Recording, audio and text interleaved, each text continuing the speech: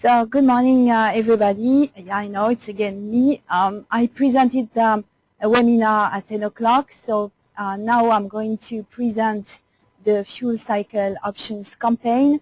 That's our last webinar for this office. So this office, it's NE51. I'm the director. I have with me that you cannot see BP Singh and also Ken Keller. So feel free to contact them. All the name of the NEUP contact will be on the website. So the campaign objective, we're developing and implementing tools and processes to evaluate different fuel cycle. Of course, our goal is to find the best promising fuel cycles that will be better than the one we have now, which is a once-through fuel cycle.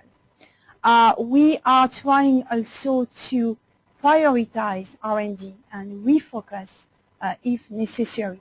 We are trying to integrate with this fuel cycle option campaign all the different groups to go towards the same goal, which would be the ultimate fuel cycle. We develop and manage processes that can be used for guiding selection. Like I said, prioritizing the R&D. We perform analysis and studies on fuel cycle options. They need to be objective and reproducible. We contribute to the development of knowledge, and we develop approaches and materials for communication for the fuel cycle technology, program objectives, values, accomplishments, to stakeholders. So our activities, so right now this group has focused on an evaluation and screening report. We hope that it will be available in November or December of this year.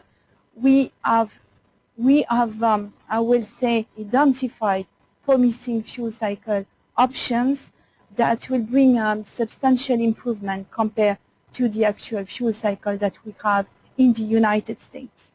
We initiate and conduct detailed analysis, transition, and then deployment. We initiate also enhanced economics analysis capabilities. We have developed a publicly available tool, the catalog, which I will talk a little bit later, because I know for the professors that's the tool you want to have for your students. So the evaluation and screening of nuclear fuel cycle, it's used, of course, to strengthen the R&D, DOE R&D.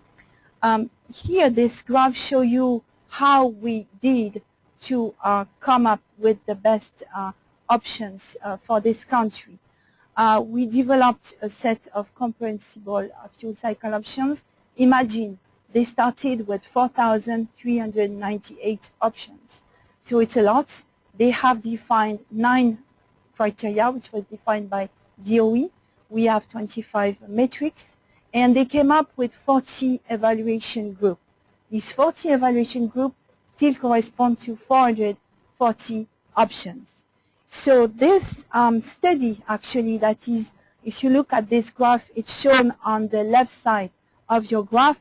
This study brings some results, which are highlighted in the green bullets at the bottom of the left, on the left side. So this information is provided to DOE to help DOE make decisions to go towards sustainable fuel cycle. So the catalog. So here you have the website of the catalog. These webinars are archived, so you can go back at your leisure and take this address. This catalog, it's a publicly available resources for information. You have information on different fuel cycle. It helps you to understand what is a fuel cycle. It's also a way to communicate to your students, so feel free to go to these tools. It's hosted by Sandia National Laboratory, and future contributors are expected to include, of course, universities and others. So the recent NUP calls for these fuel cycle options are, we have awarded the developed fuel cycle simulator, including fuel cycle modules, interface modules, and data modules. Another one was develop improved method to communicate nuclear energy, advanced fuel cycle analysis to policymakers, decision makers, and the public, create fuel cycle options data for the fuel cycle option catalog that I just talked about, conduct system economic studies looking at the potential impact and sensitivity to natural gas prices on the future of the U.S. nuclear fleet, include the impact of projected coal power changes as well. So for this year we're interested with the visualization tool. We're the 21st century. Everybody, the kids, the mom, the dad, scientists, non-scientists, they all have smartphones. So I would like you to project yourself to create for us tools that will give us, I will say, an easy way to understand what is nuclear energy, compare nuclear energy to other sources of energy, nuclear fossil fuel, wind, solar, compare, for example, the release of CO2 if you use just nuclear energy, electricity provided by nuclear energy, or if you combine with solar or wind. So the tool must be publicly available, must be, the public should be able to play with that. And I think that this tool will help us to reach out the public. Don't forget, the public, they're a little bit scared. They don't understand so much about nuclear energy. Sometimes they are confused. So that will help us. And another thing I'm thinking is that, imagine, for example, you have the map of the United States. I used to live in Idaho Falls. I had a house, and behind my house, there was no windmill. After 2 years, a little bit some windmills. After 5 years, a lot of windmills. So when you live in the middle of nowhere, okay. When you live in a city, not so okay. When you live in an area where you have a lot of wind, good. When you live in an area where you don't have so much wind, not so good. So I would like this tool to show me, okay, if, for example, in 100 years, I decide to have only wind that is going to present, to give the electricity, how much is the footprint on your map of the United States? How many windmills you need? And then the same, when you want to have nuclear energy provided, electricity provided by nuclear energy. If we use nuclear power plants, how much nuclear power plants, the footprint on the map of the United States. That's something the people will understand. I'm not against wind, I'm not against solar. We have a mix of energy, but that gives you a kind of a visualization. So that's what we would like you to help us, a visualization tool that could be accessible to everybody. A good example is here. I was in the UK in May, last May.